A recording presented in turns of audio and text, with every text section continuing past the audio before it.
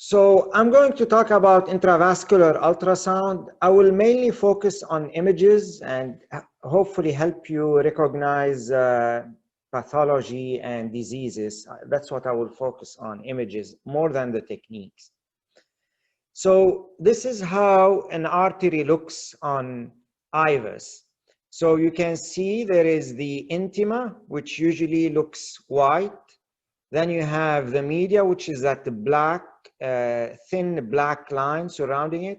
Then you have the adventitia, which is like white onion skin, okay? Always an important tip, always when you look at IVUS, start by recognizing the media. It's not going to always look that good. Actually, most often IVUS images are much more blurry and oblique and confusing than this one. But there is one life-saving tip, which is always recognize the media. Start by that media, and whatever is on it, so the media, that thin black band, whatever is on the inside it is the intima, and on the outside is the adventitia. We care about the intima. Intima is a plaque. This is where you have the atherosclerosis. This is where you have your calcium buildup. It's that intima. Intima is practically another term for plaque or atheroma, okay? You see on this image also the IVUS catheter itself, and with some system, the Boston Scientific system, they have a very short monorail, and the wire will be next to that IVUS catheter. So you may see also a wire in the Boston Scientific system, okay? And this is obviously the black one is the lumen. This is another example. This is how a normal artery looks like, but we very rarely see that. In a normal artery, notice that the intima is so thin, it's actually on pathology thinner than the media. But again, this is if you do an IVUS on a teenager. That's not something we practically see. This is how a disease artery look like again. Again, identify the media, the thin black line, and inside it, this is the intima. It's not as white as in that case, and I'll go over to explain why it isn't that white, but this is the intima, various shades of white. Then you have the adventitia here. This is just another illustration here. You have, again, the media, and here I'm showing it. So you have the media, black line, then you have the intima, which I highlighted in blue, then you have the lumen, okay? And you see here in an adjacent branch, which I'll go over in a little bit as well. It could be diagonal if this is LAD, or a circumflex if this is LAD and you're pulling back toward the left main. Okay. So this goes over those. You can read those. Here's the important point I want to go over now. The plaque echogenicity and types. And this is, I'm going back here to the idea of the intima. This looks less white than that one. And so depending on how white the intima is, you can define it as echolucent. Echolucent means an intima that is more on the darker side, less white or more dark than the adventitia. So this is more dark than the adventitia, and this is what we call soft or echolucent plaque. Then it could be more white, or sorry, as white as the adventitia, and this is what we call fibrotic plaque. Fibrotic plaques are the more common type of plaque. Then you can have a mixture of echolucent area, such as those here. Those are echolucent area, and echodense area, okay? So a mixture of soft and hard plaque. Okay, so those are the two types. Then you have the third type, which is calcified lesion, where the lesion is, or the plaque itself is more echodense than the adventitia and has deep shadowing. And I'll show more examples. This is a soft plaque. Look here again, you have those dark spots inside the plaque, or spots that are more dark than the adventitia. Okay, here you have those spots that are more dark. Most of those plaques, 3 plaques here, are mixed of soft and hard plaque, or echolucent and echodense. So the echolucent areas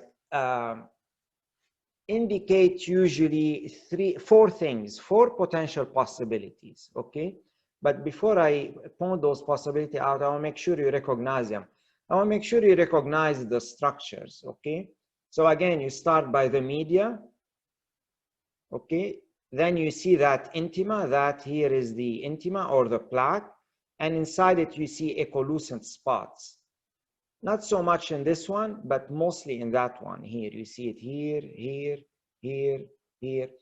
So what does echolucency mean? The big word you can recognize is lipid rich. So it's a lipid rich area, lipids.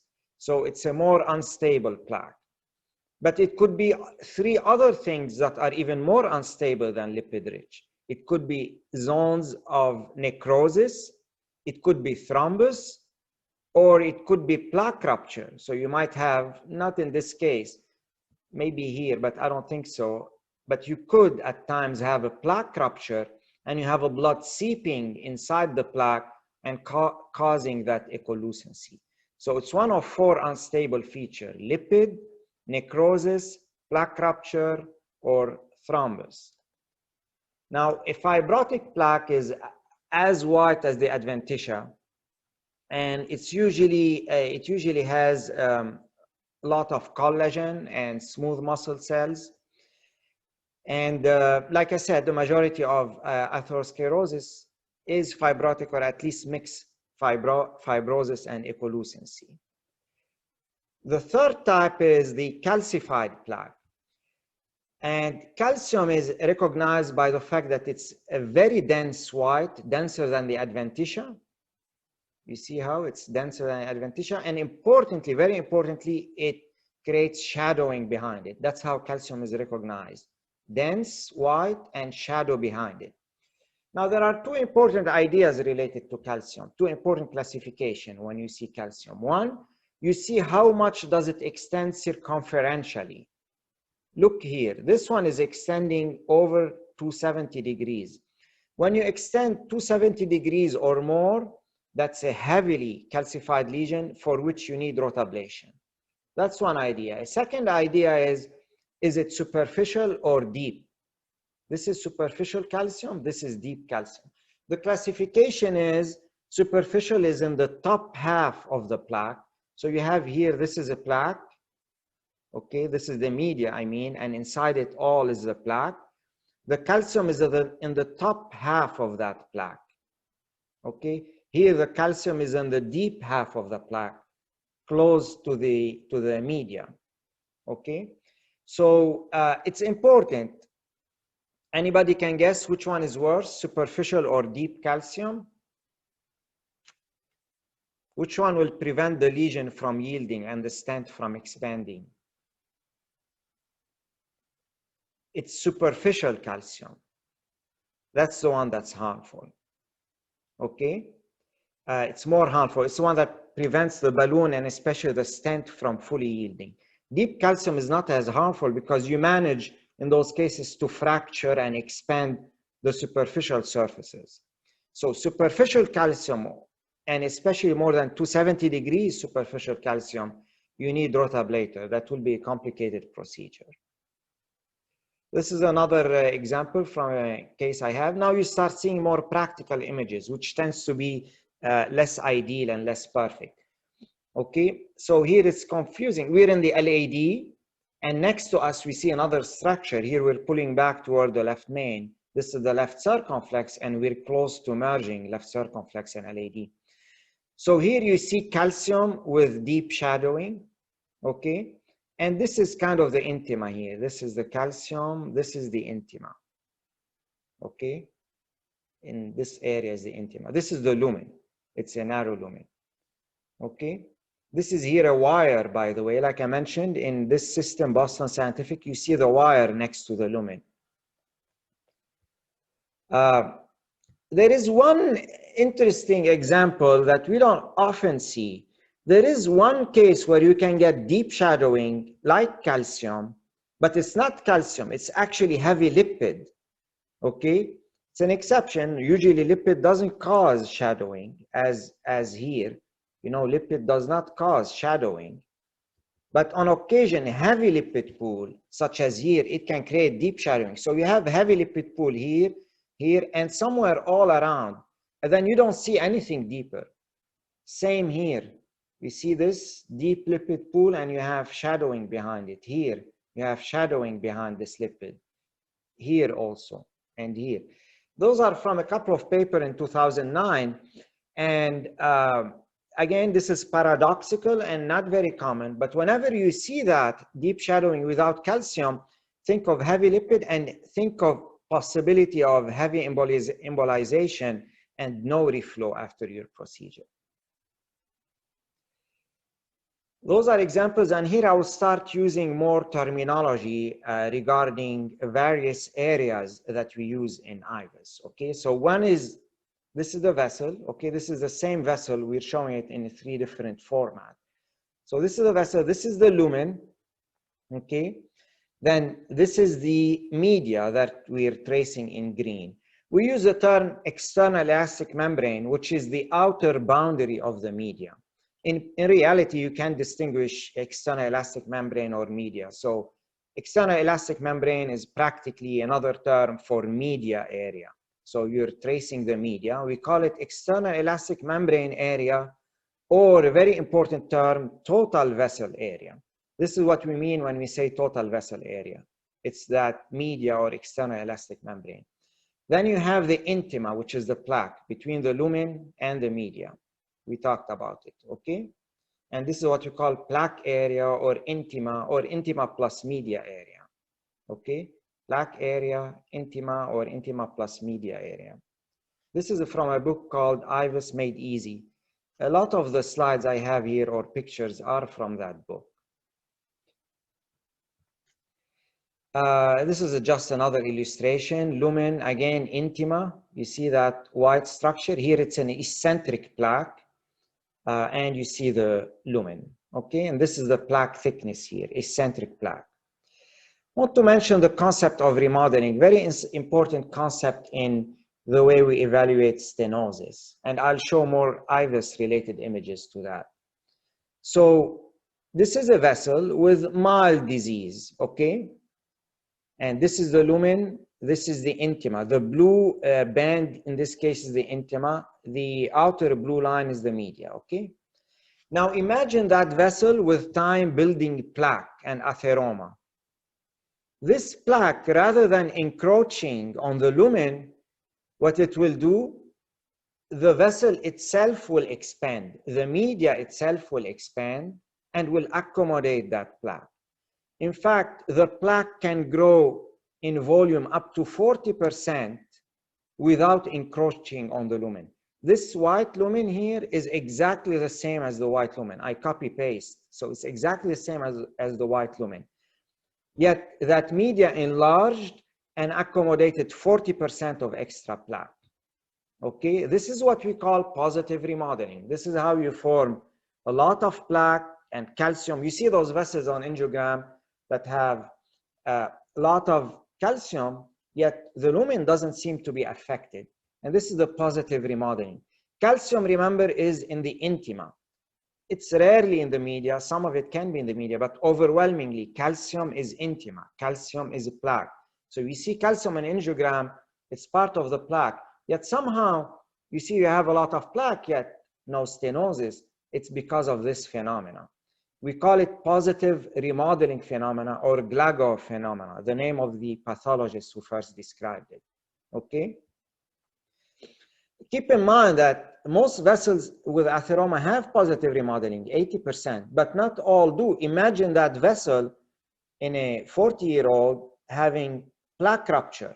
Now you have a plaque rupture, you jump to 99% stenosis abruptly, you may not get that positive remodeling in an acute or abrupt setting. Conversely, you can even have something worse, which is negative remodeling. Even without further plaque, the vessel itself shrinks. So for the same amount of plaque, somehow the stenosis gets worse. This is negative remodeling. Less common, it can happen in about 10% of atherosclerotic vessels, more so in diabetics. Also, similar things can be seen with a spasm, but it would be temporary. That's how spasm looks like. You know, the media is constricting. This is another process you see with balloon angioplasty, negative remodeling. I use that term a lot with balloon angioplasty. Basically, if for whatever reason you had a plaque here, you created balloon angioplasty, with time, you expand the media. Balloon angioplasty will expand that media. That's what balloon angioplasty will do, will expand the media. But with time, that media will constrict again. And this is what we call negative remodeling. Did everybody understand those concepts? No questions? All right, this slide summarizes the things I talked about. So again, positive remodeling, 40% plaque accommodation. Now, this is another illustration of the same concept.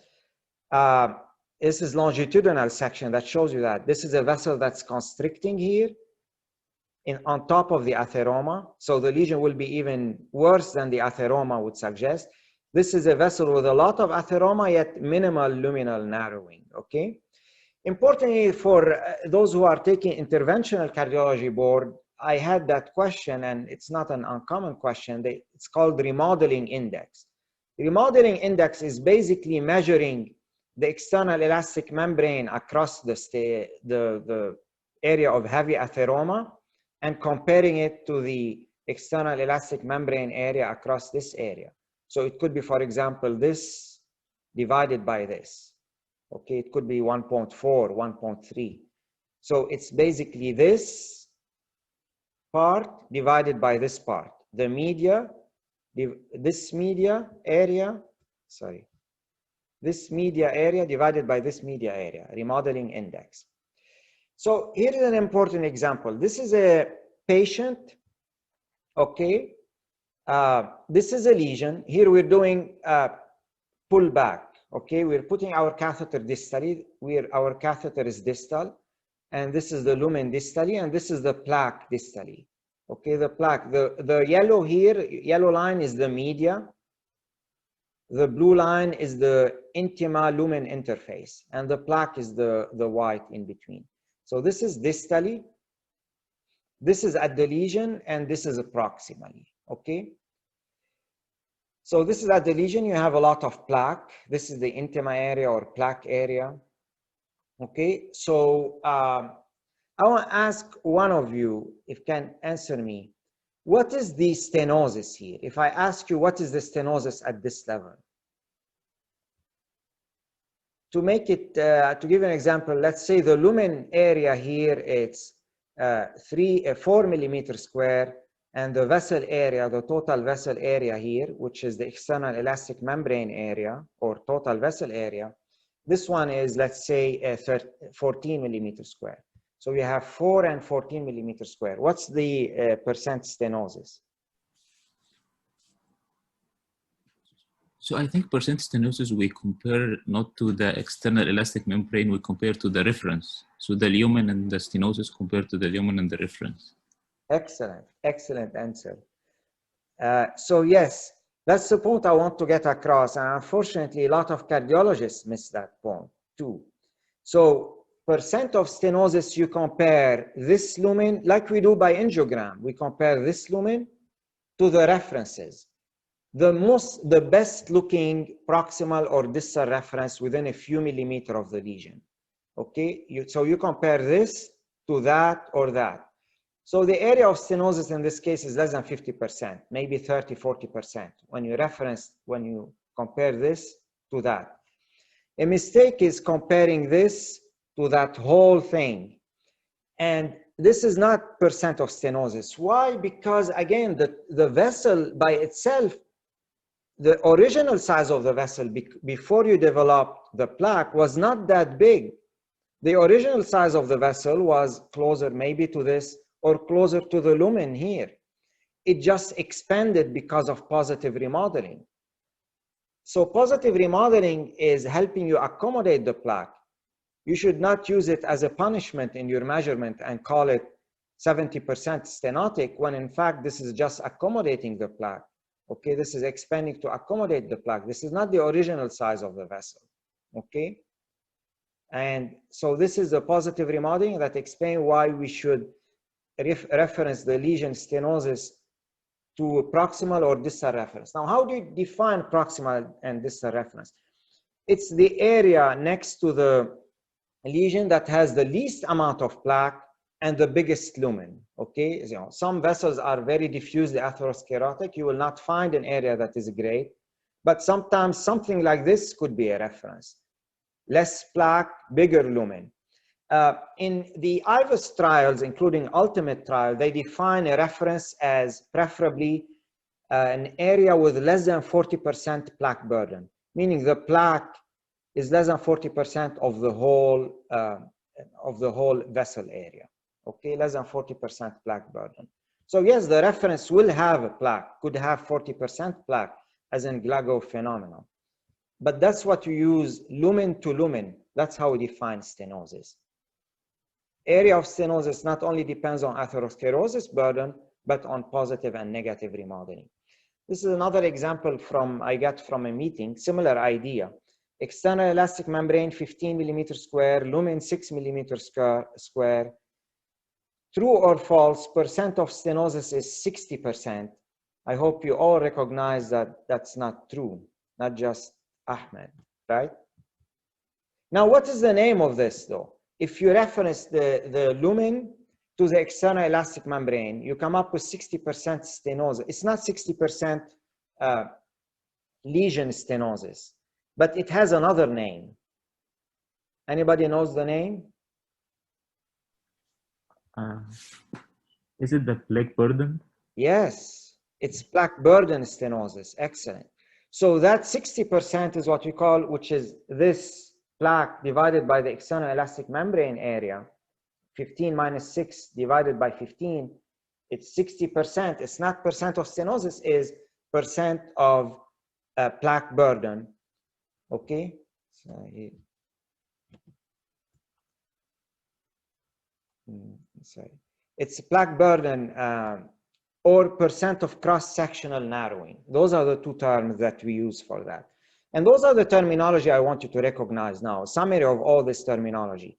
External elastic membrane cross-sectional area, which is total vessel area. Lumen cross-sectional area, very important for decision making. I'll go over it. Intima plus media cross-sectional area, or also called intima cross-sectional area, since the media is minimal, or atheroma cross-sectional area, and area of stenosis or percent of stenosis. Then you have the percent plaque burden or percent cross-sectional narrowing, okay? This is another example here of an illustration. Again, this is a real-life example. Always identify the media when you get lost. So media is the black band. Intima is the white thing inside it. And then the lumen. I highlighted here.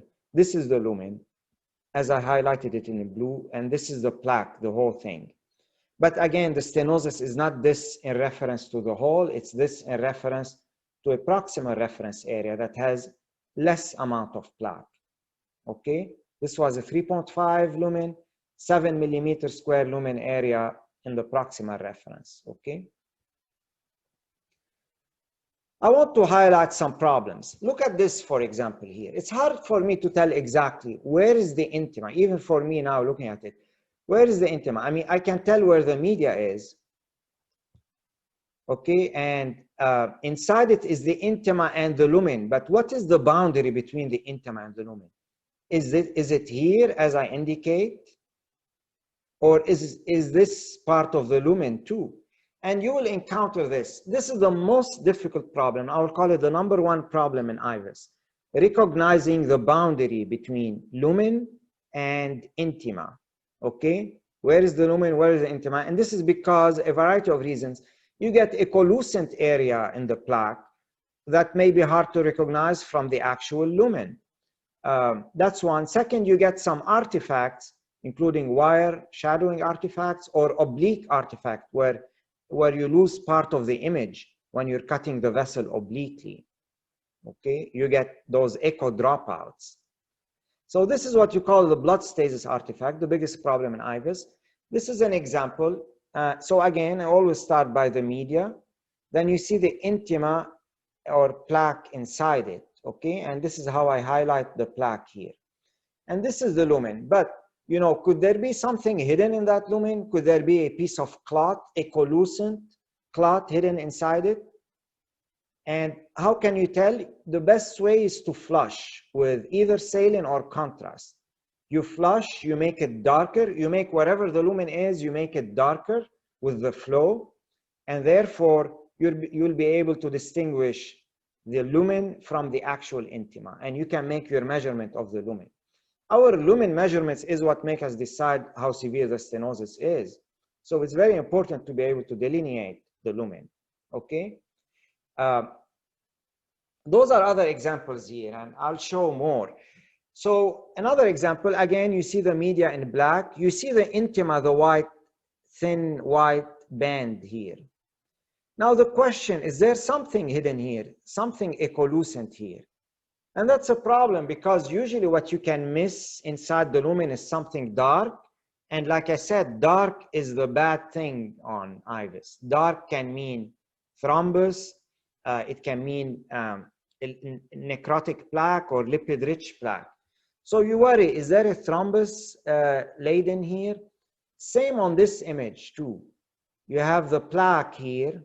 You can see it has ecollucent spots. And then you have this. Is this part of the plaque, or is it just a blood stasis artifact? The only way to distinguish, and here we are highlighting those, this is the area that we're worried about, thrombus or not, okay, here, especially this area, thrombus or not. Again, you have to give saline. This is another example. Again, this is here a plaque, and it's a calcified plaque. Look at this big calcium. It's over 180 degrees, and you see deep shadowing behind it. You don't see much behind it. Okay, now the problem, is this all plaque here, or is this a plaque rupture and you're seeing blood seeping inside it, causing that dark color? So is this a plaque, or is this a split plaque? And you give saline and you see, this is the lumen, and you see actually the blood goes inside it. So this is actually split plaque. If it is after balloon angioplasty, it's a dissection. If it is a spontaneous, this is what we call ruptured plaque or split ulcerated plaque. So big difference here. If it wasn't for the saline, you would have thought, oh, this is a plaque. It's not as malignant as having a ruptured split plaque. Another modality that helps distinguish that is available with one system, the volcano system, is what we call the chroma flow. Chroma flow is giving a red color to blood flow. This is not Doppler. It really doesn't correlate with velocity. You cannot measure velocity here. This is not Doppler. This is just chroma flow. It senses that there is a flow, and it attributes a red color to it. It will help delineate the lumen versus the intima. I got this from the Volcano website. It was hard to delineate the true lumen. So they put the chroma flow, and they can see actually that they thought initially this could be part of the true lumen, but then when they put the chroma flow, they see that it is not. Okay, so actually you have an intima here, and you have a clot laden here, a soft clot. It's not lumen. Same thing here. They put color, they put that chroma flow, and they see that you have actually, so you have a plaque here, and that plaque is ruptured. Okay, it's like a bulging plaque, and color is going inside it. So you have a plaque rupture. All this was highlighted. It would have been hard to see without doing chroma flow, or at least doing a flush at the time of imaging. I will go more over those things. I'll show more pictures. I want to highlight another important part in IVUS imaging, which is recognizing bifurcation point as you're pulling back. Okay. So here you're starting distally, let's say in the LAD distally. You pull back, you need to recognize what's happening in the adventitia as well. You see two structures coming in. When you see structures in the adventitia, those could be either another vessel, an adjacent branch, or veins. It's very important to recognize those, because branches can serve as landmarks for stenting. So you can tell, for example, not in this case, but you can tell when you're pulling back that my disease extends all the way to the diagonal or all the way to the septal. So you know that by IVUS, you're supposed to stent all the way to the diagonal, for example. So this is what, so you need to recognize those branches. And how do you recognize a branch from a vein? It's simple. Branch on pullback will eventually merge with the vessel, as you can see here. Let's say this was a septal branch. You're pulling back, and that septal will merge with the vessel. This was on top a diagonal branch. It eventually merges with the vessel. Okay. Another useful thing about branches is recognizing branches is when you're doing CTO and you want to know whether you're in true lumen or not. Seeing that you're in a lumen that is joined by branches tells you you're in the true lumen. Okay, if you're in a lumen, if conversely the lumen that is joined by branches on pullback is next to you, then you know you're on the false lumen and the true lumen is next to you and is being joined by the branches. So it's helpful to tell you whether you're in true lumen or not. This is an example, again, a real life example here. So you see this is an LAD and this is the plaque here. You see the atheroma. Okay, and here this is shadowing from a wire. It is annoying with a system that has a wire that you get shadowing from a wire. Okay, you see a big vessel next to it, a circumflex. They are about to merge here. We're pulling back. Again, you see this is the lumen and this is the plaque. Then here we're merging. We're almost merging in the left main. You can already note that that ostial LAD is very tight for two reasons. It has some plaque, and compare it to the circumflex. It's much tighter than the circumflex. Look here, this is the ostium. It's much tighter than the circumflex. Now, partly it's the plaque, but partly it's what? Why is it so tight? It's much more shrunk. The external vessel area, the total vessel area here, if you look at the media area, it's much smaller than the circumflex. So this is a negatively remodeled LAD. On top of the atheroma, you have a very significant negative remodeling in a diabetic that's causing that severe ostial stenosis of the LAD. And this would be nice, I didn't show it, but it will be nice to see whether that disease extends into the distal left main or not. Okay, this is another example of LAD. You see the plaque here, okay? You see the media, the black band, and you see the plaque inside it. Again, you need to give contrast or saline to delineate, but I think this is just the lumen here. It's very tight. This is the lumen. Everything else is plaque, including some potentially echolucent deep spots. But next to it, you see the septal and you see diagonal. Those will eventually merge with the LAD on pullback. So I'm going to give more picture of what we call unstable plaque and thrombus, okay? And that will be an important practice in IVUS, recognizing unstable plaque and thrombus. Just a note on angiogram, in a thrombus and unstable plaque, you know, signs of instability on angio are those three features. One, thrombus is recognized as dye stain, that opaque intraluminal filling defect. That's how it's recognized, thrombus. So intraluminal filling defect or dye stain, a dye that hangs after the arteries, after the contrast empties from the artery. A second feature of instability is eccentric or overhanging edges. Compare this to that. This is a smooth hourglass, soft edges. Those are sharp overhanging edges with irregular shadow. So this is another sign of instability. The third sign is hazy, although hazy can also mean calcium. So those are the three signs of instability angiographically illustrated on this picture. Now by IVUS, instability means one of those two things, and really it means dark spots. If you want to summarize it in one word, it's dark spots, which could be thrombus inside the plaque or inside the lumen, or necrotic or lipid-rich plaque. And the fourth feature is ruptured plaque, which also looks like echolucency inside the plaque. So the four ideas, thrombus, necrotic, lipid-rich area, and ruptured or split plaque all look like echolucency inside the plaque or overlying the plaque. And I'll show you examples here, okay? So this is the media, and this is the intima, okay? Do you see anything abnormal in this intima? Can anybody point out to any problem inside that plaque or intima? There's an area of echolucency. Exactly. Next, I will ask somebody beside Ahmed, but yes, there is an area of echolucency. I hope everybody recognizes it. Can anybody else beside Ahmed, this is another case, see something abnormal on this IVUS? So first screen the lumen. Screen the plaque itself. Okay, that's the first thing.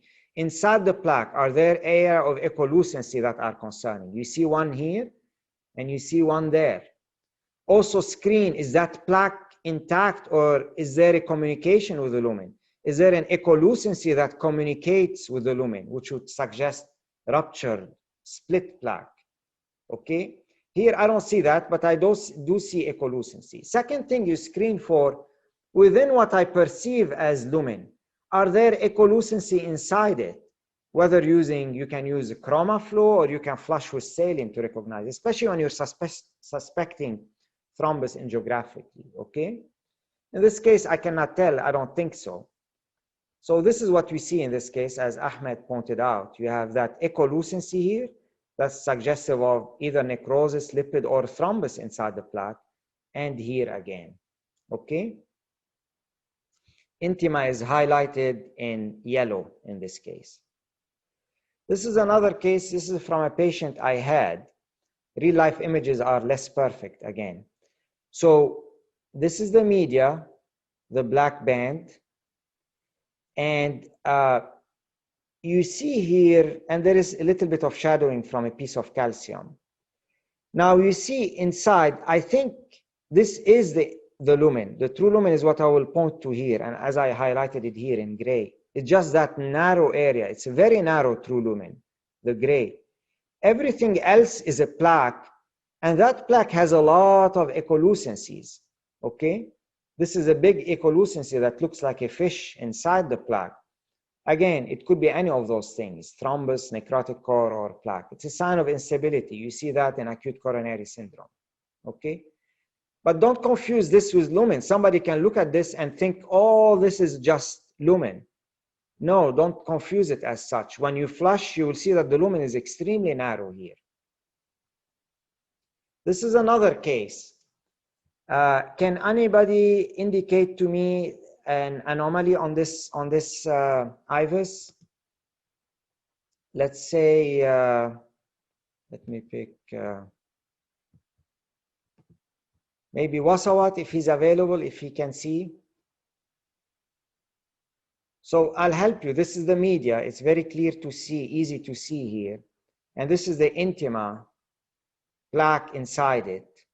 Is there something concerning, again, analyze the intima itself and the true lumen.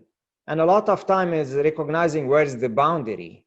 The secret lies in recognizing where's the boundary. Is this my intima? Is this where my intima lumen boundary is? Or is it somewhere here?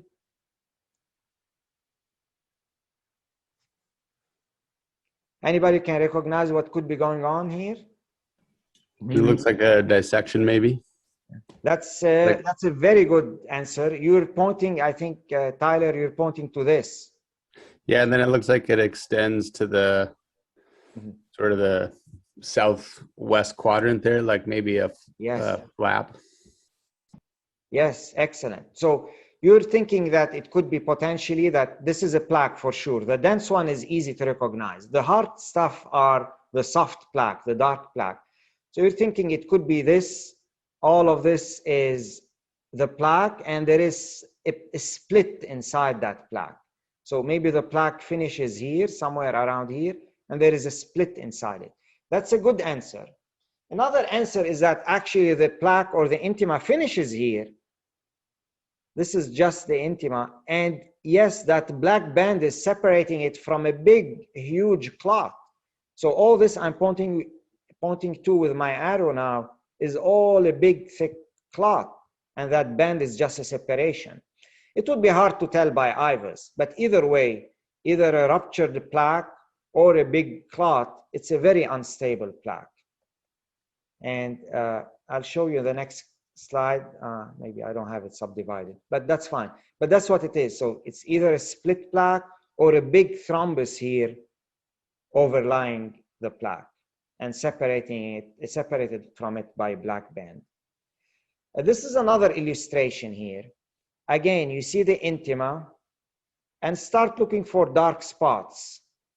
Another case, intima, dark spot. So dark spot inside the intima or dark structures inside the lumen or at the boundary with the lumen.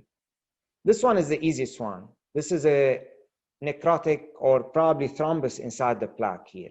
This one is more difficult to recognize. You see it here. It's a thrombus there. This one is just an ulcer here. You see the intima?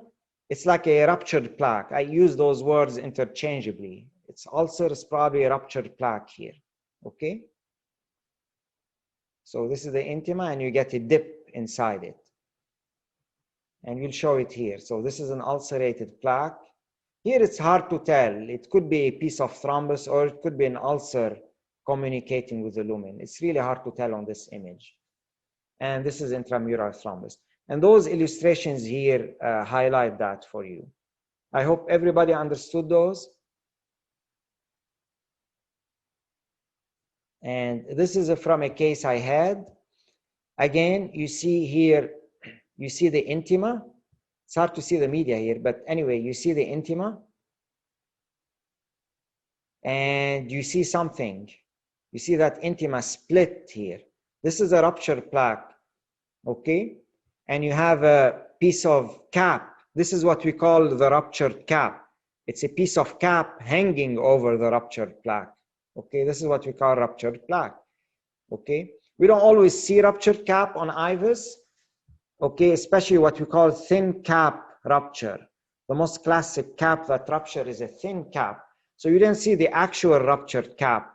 You just see a split plaque typically by IVUS. The resolution of IVUS is 100 micrometer, which is thicker, more than the thickness of a thin cap. By OCT, which has a resolution of 10 micrometers, you can see a thin cap rupture.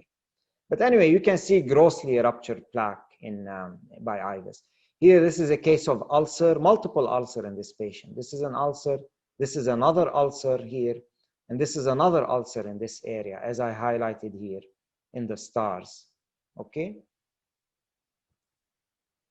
This is another illustration. The dark line that is deepest is the media, okay? Inside it all, this is intima. Well, you see the superficial intima, but then you see that dark line inside it. Very long dark line. I would imagine this is what? This is a plaque rupture, okay? That dark line here. Same on this side. This is the intima and there is a dark line communicating with the lumen. This is a plaque rupture again. Okay? Plaque rupture, plaque rupture. So this image is basically showing you what we had on the prior image and the echolucent area I was looking at. Okay? This is a very good, nice case, and this is a case where angiographically the left main looked like it has a small bulge, which is angiographically an ulcer, a bulge outside the lumen. Everything else looks fine. So they did the IVUS, and you can see, one, the distal left main is very tight. Two, this is the bulge that you see angiographically. This is an ulcer. So it's communicating with the lumen. And here when they flush with saline, so this is the true lumen, and you have an ulcer. And look how tight that left main. And that's an interesting point. When you have an ulcer, the lesion can look less tight simply because contrast is seeping into the ulcer, and angiographically, all contrast looks alike. So it looks like there is contrast in that area, and it looks like, well, there is no narrowing since there is contrast. But keep in mind, an ulcer is not a functional lumen. So when you're measuring the lumen area at the left main, at the level of the left main, what we call the minimal lumen area, MLA, which is the area at the tightest spot of the stenosis, it will be, do not include the ulcer, okay? This is not a functional lumen, the ulcer. So this is the lumen cross-sectional area, do not include the ulcer with it. Interestingly, even the LAD was very tight and was missed angiographically as well. So when you measure lumen cross-sectional area, or what you call minimal lumen area, in a ruptured ulcerated plaque, exclude the ulcerated area, as this is not a real lumen. The lesion may not look severe on angio because the ruptured cavity is filled with contrast, but the true lumen may be very tight. Okay? This is another example from a case I had. Okay, so again here, this is a stent, by the way. You know the patient had a stent clinically. So this is the stent, this is a stent strut, this is a stent. And you see there is neointimal hyperplasia, which is that dense structure inside it. Then you see echolucency here, because you still see some neointimal hyperplasia, but importantly, you see that echolucency inside it. You see it even better here, some echolucency inside or surrounding that neointimal hyperplasia. This is a stent thrombosis, okay? So stent strut, and stent thrombosis, which is the echolucency, okay? It's important to practice those, review those slides and practice, let your eyes practice looking at those. This is another case from a meeting. I got it from a meeting. They saw an echolucency in the LAD. So they did IVUS, and this is what they found. This is an echolucency inside the LAD. This is, again, a thrombus. It almost looks like a lone thrombus, meaning thrombus not overlying much plaque. We call it lone thrombus. Now, keep in mind, they have very high gain here. Look at the adventitia, how high of a gain it is. This is more echolucent or less white than the adventitia. So, you know, it is an echolucent structure. It is a thrombus. Just account for the gain as well. This is another case. Again, they saw from that same meeting, they saw in angiographically in hazy area inside the LAD. So they did IVUS, and interesting, this is not a thrombus in this case. And that shows you that haziness is not always thrombus. It could be calcium. And they found a big piece of calcium with shadowing behind it. Look how the calcium shadows behind it. You don't see shadow here. So it's a big piece of calcium with shadow behind it, deeply protruding inside the vessel, okay? This is what we call a ruptured calcified nodule, which is one of the subtypes of unstable plaque. There are three types of plaque disruption that cause ACS. One is plaque rupture, second is plaque erosion, and the third one is ruptured calcified nodule that is protruding in the lumen. I will describe those in another setting in the future, okay? And that's important to recognize that heavy calcium here. You might need to do, you know, it's risky to do rotablation here because it's a ruptured calcium, but you know, it's something that, but you don't need to do thrombectomy. So IVUS was very helpful in defining the disease process in this case.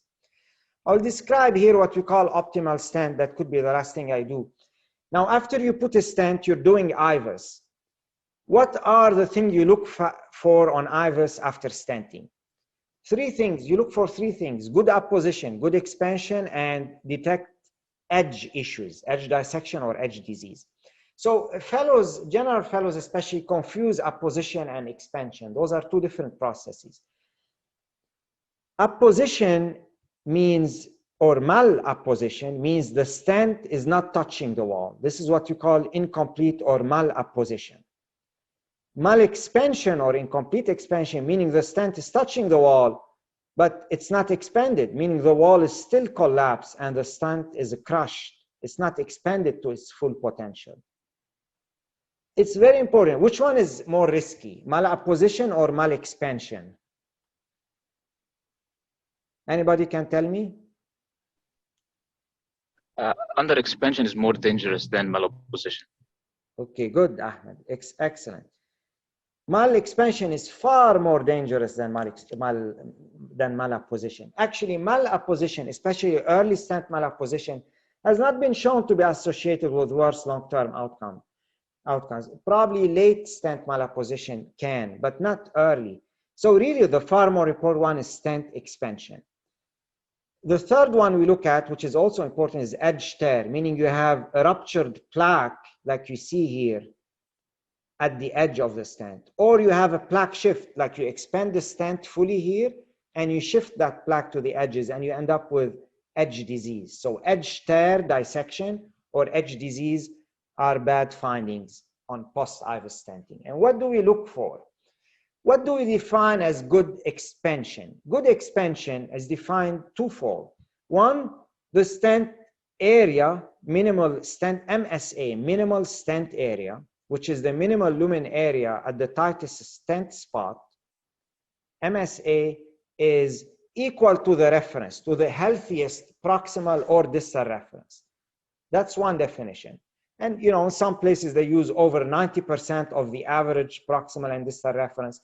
But what I use is approximately equal to the best reference, proximal or distal. That's one. Second, and easy to define, is you're using, let's say, 3 millimeter stent.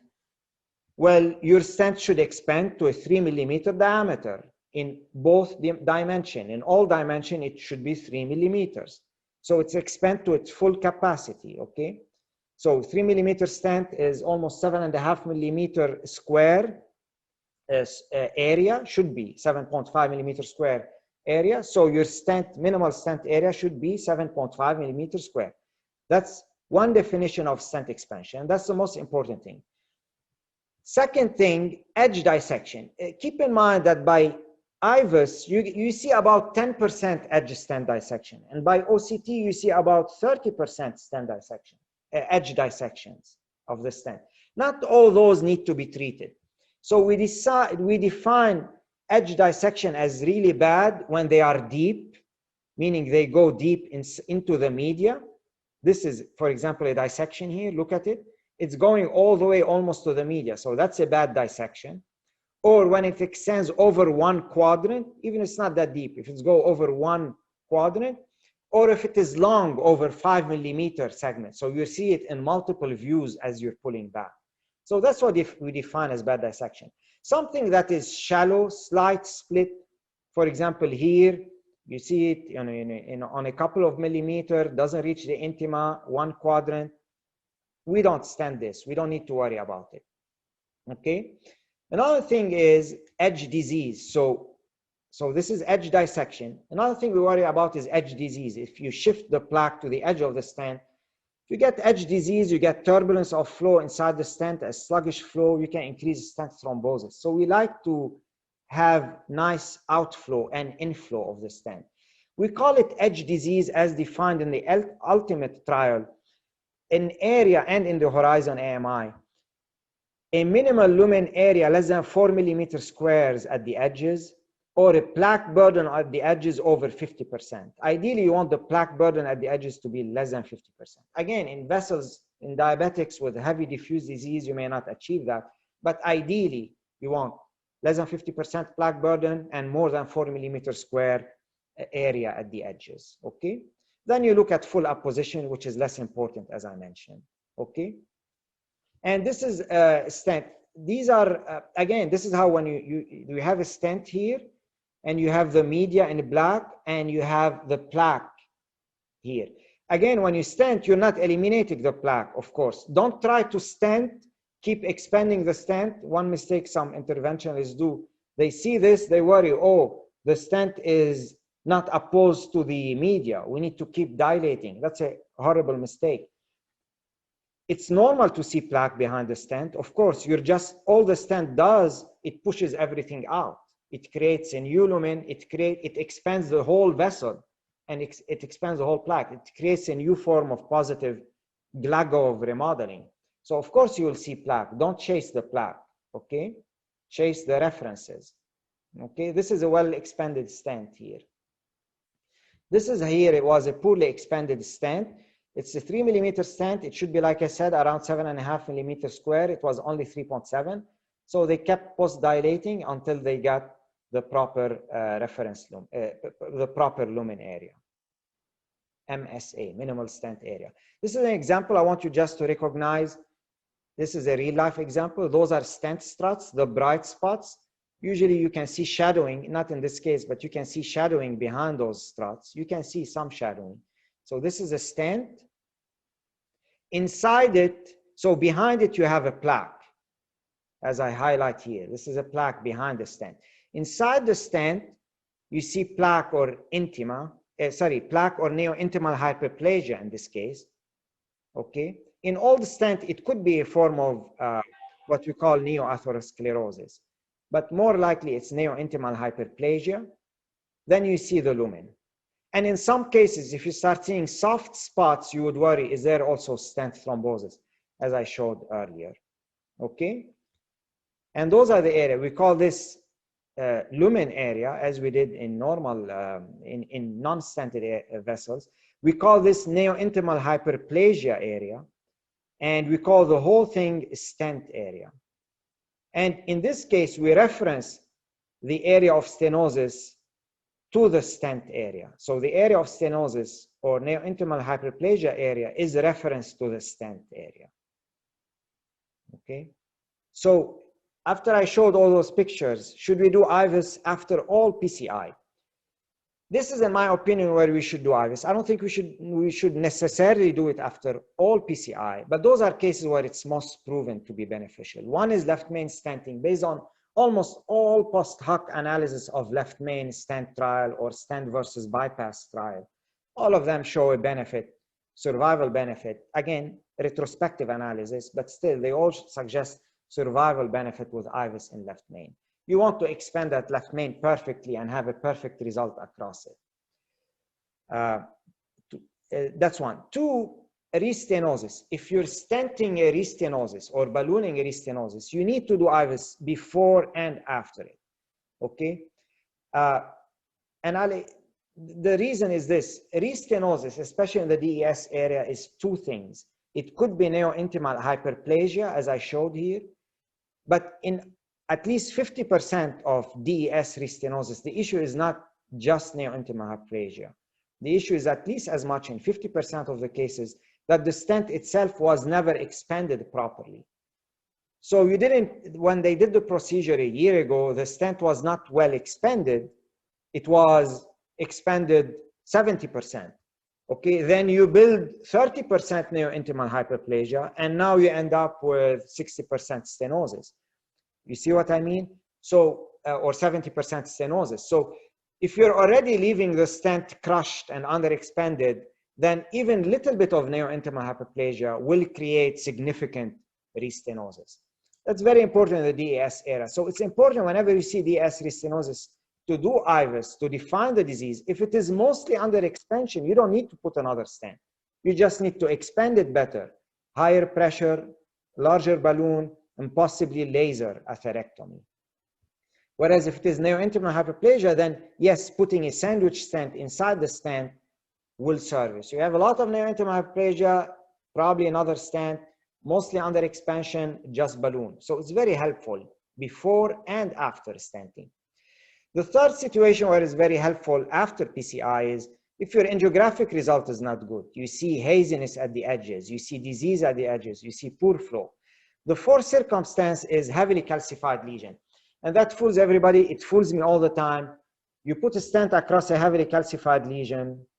Maybe you didn't rotablate, or even if you did rotablate, the stent looks good. If you do IVUS, I'll tell you most of the time you'll see areas of underexpansion that you can further optimize by post-dilatation. So it's really good to do IVUS in calcified lesions. This is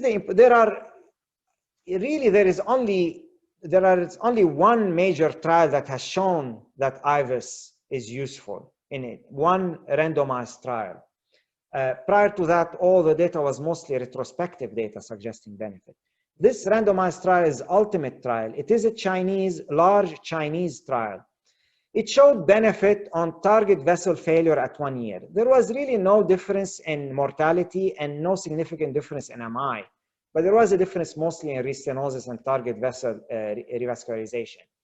As you can see, the difference was not dramatic. It was 2.5% at 1 year. Not dramatic, but good enough, and at least it lays support for IVUS. Okay. I think the most important thing from the ultimate trial is those ideas to me. What did they use to define as optimal IVUS result, and what did they do when it was not optimal? And I would beg the interventional cardiologists to memorize those criteria. So what did they define of optimal stent deployment is minimal lumen or minimal stent area more than 5 millimeters square or more than 90% of the minimal lumen area at the distal reference segments. And if that wasn't the case, if the stent wasn't well expanded, they used a larger balloon up to 8, and they use the external elastic membrane in this case, or total vessel area. So they use up to 80% external elastic membrane or 1/10% stent diameter. So let's say you have a 3 millimeter stent, they use the balloon that is 3.25 or 3.5 millimeter, and they went at higher pressure. Okay. The second, and those are the 2 and 3 are the most interesting one to me. If you have a plaque burden that is over 50% at the edges, what they did, they didn't just put another stent. They just smoothen the edges with a small balloon.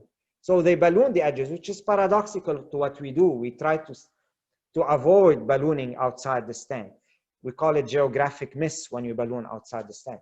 But they didn't actually, but they did, I mean. When they saw some plaque burden at the edges that wasn't too bad, they just ballooned with a small balloon to smoothen the edges and improve long-term stent outcomes. Same for edge dissection that is deep and abnormal. They initially started with low pressure, small caliber balloon dilatation. So those are 3 things they focus on: under expansion, distal edge plaque shift, distal stent edge plaque shift, or proximal stent edge plaque shift, and edge dissection. This is the last thing I'll talk about: indication for IVUS before PCI. Now, I mentioned most of these are post-PCI. Restenosis, I would use it before PCI as well. But should we use IVUS before PCI in cases where the lesion significance is not clear? To give you the bottom line answer is no. We used to use cutoffs to say whether the lesion is significant. Let's say you have a 60% LAD, you want to tell whether it's significant or not, to decide whether to stent it. People used to do IVUS and use 4 millimeters square as a cutoff to stent it. That's a horrible cutoff, 4 millimeters square. Simply because, I don't know if I explained it here, yes. If you take a vessel that is normally 2.5 millimeters, normally that vessel is, if it is 2.5 millimeter, the lumen is normally 4.9 millimeters square. So if you use 4 millimeters square as a cutoff to stent, it makes no sense because it's only 28% stenosis. Even a 3 millimeter vessel, 4 millimeters square will end up being 44% area of stenosis. It makes no sense to apply a blanket number on everybody, all heights, all vessel, proximal, distal. It makes absolutely no sense, all individuals. So IVUS should not be used to assess significance. If you do use it in a standard vessel, you probably what is significant with limited doubt or with less doubt is around 2.5 millimeter squares and maybe 3 millimeter squares for the proximal LAD. But generally do not use it. We would use IVUS before stenting for other reasons. Stent restenosis, I mentioned MINOCA, assess the mechanism, whether it's plaque disruption or something else that is not coronary. You know, it will change your management in MINOCA.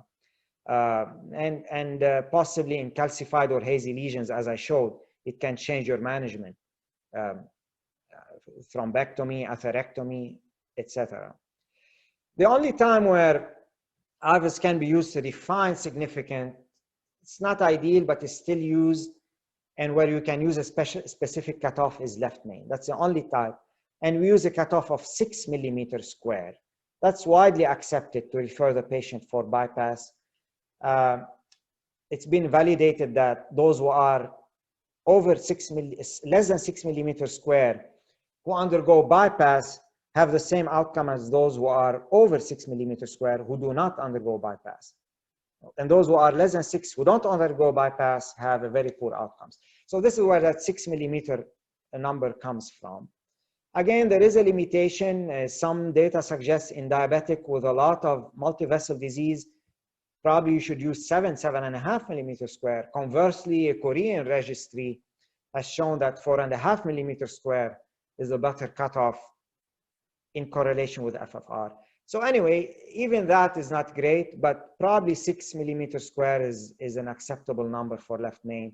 For standard vessel, avoid it. If you do use it, probably 2.5 millimeters square overall, 3 millimeters square for the proximal LAD. And I will stop here. If somebody has question, I will be around. You can ask me. Anybody has a question? If anybody is still around. Thank you, Dr. Hanna. That was really great talk. Can you comment like to select stent size with IVUS? Like how do you go about it? Like if you have to guess stent size to use? Yes. So if you have a guess stent size, it's the same as the way we assess expansion. You go by the reference, okay, the distal or proximal reference. So you pick the healthiest portion of the vessel, distal or proximally, and you stent size. What we with the standard recommendation is to size it 100% to the distal reference or 90% to the average proximal and distal reference. That's how you stent size, okay? And you do it by the external elastic lamina? No, lumen here. Lumen, okay. No, lumen. Never use external elastic membrane for sizing. Never. I want you to learn this as a message from that whole talk. External elastic membrane is good to assess plaque burden. Here, sorry, I'm going backward here to show you. Yes, let's say this. External elastic membrane is good to tell you plaque burden, which has a prognostic value. If you have this lumen with minimal plaque versus this lumen with heavy plaque, the risk of MI is much heavier when you have heavy plaque. Plaque burden correlates with the risk of MI, but has very little to do with the stenosis. It has absolutely nothing to do with the way you size your stent and with the way you expand your stent and with the way you measure your stenosis. You measure your stenosis, maybe let me pick up a view that maybe here, this one is good. You want to size your stent in this patient. You size it to this, the blue line here. You see the blue line? This is how, let's say you want to stent this. This is how you decide what the stent is, okay? This is what you decide. You can add this blue here to this blue and average them, divided by 2, then multiplied by 90%. That's one way, or use 100% of the distal reference. Or in patients, you know, reference is not easy. Some patients you cannot find a really good reference. Wherever the best reference you can find with the largest lumen, minimal plaque, less than 40%, size your stent to 100% of that, okay? The best reference, 100% of the best reference. Absolutely, totally ignore the external elastic membrane in regard to stent sizing, okay? Same when you decide to post-dilate. Do not chase the external elastic membrane when you post-dilate, as I showed in a stent picture. Here, I'll show it again. This one. Yeah, do not stent size to that external elastic membrane. On occasion, as I mentioned in the ultimate trial, and maybe I don't want you to remember that, but for more advanced tip, you can use external elastic membrane. They used it in that ultimate trial. When they felt they need to post-dilate, they post-dilate with an aim of a balloon that is 80% of the external elastic membrane. So they shot for 80% of the external elastic membrane, but that's not the best tip, okay? I mean, you can use it at an advanced level if you know how to look at everything, but that's not the best tip. Go by the reference lumen. I want to add 2 notes regarding IVUS imaging of the left main. The lack of coaxiality and the potential oblique luminal distortion may overestimate the luminal area of the left main. Therefore, IVUS of the left main should be performed from two different angles, one through an LAD wire and the other through a left circumflex wire, particularly when measurement through one angle or over one wire, let's say the LAD, reveals a minimal luminal area that is only mildly elevated, for example, in the range of 6 to 7.5 millimeters square. That could be an exaggeration from lack of coaxiality that causes a cut that is oblique, and therefore re-imaging the left main through another angle is warranted. The other note is technical. There are two types of IVUS catheter. One, mechanical transducer by Boston Scientific, and the phased array catheter by Volcano. Mechanical transducer catheter consists of a single rotating transducer. The phased array system consists of 64 transducers placed circumferentially across the catheter. Now, here are the differences between the two. The mechanical transducer has a short monorail of only 2 centimeters. And the camera or the transducer is just behind the wire exit port. Therefore, the transducer will actually see the wire, and therefore we will have a wire artifact. Conversely, the phased array has a long monorail, and the wire exit is way behind the transducer, and therefore the transducer does not see the wire, and there is no wire artifact. Also, the phased array having a long monorail has more pushability than the short monorail of mechanical transducer, and it may be more pushable in some circumstances. The second difference is that the mechanical transducer system has a sleeve over the catheter. Therefore, after you position your catheter where you want to be, you can go back and forth over the area you want to interrogate without injuring the vessel, as the inner transducer catheter is protected inside the sleeve and it's not injuring the vessel back and forth. Conversely, there is no sleeve with the phased array system. Third difference is the higher resolution of 40 to 60 megahertz with the Boston Scientific system versus the lower resolution with the phased array system. Now, that higher resolution is a double-edged sword. Higher resolution will lead to more detection of minor blood speckle and minor reduction of flow with the blood speckle and blood stasis, which also creates a brighter blood speckles and therefore more blood stasis artifact. In fact, the phased array system has less blood stasis artifact because of that lower resolution. Another advantage here, I would say, of the phased array that also regards the blood status artifact is the possibility of using chroma flow, which is not available with the mechanical transducer. Also, the possibility of doing virtual histology. The chroma flow, again, allows you to attenuate and interpret blood stasis artifact. Regarding artifact, each one of them has a special additional artifact. Mechanical transducer may have what we call the non-uniform rotational distortion. It's an artifact that can happen in tortuous vessel which prevent rotation of that transducer and create a distortion of the IVUS image. The phased array system can have a ring down artifact within a millimeter of the catheter, IVUS catheter itself.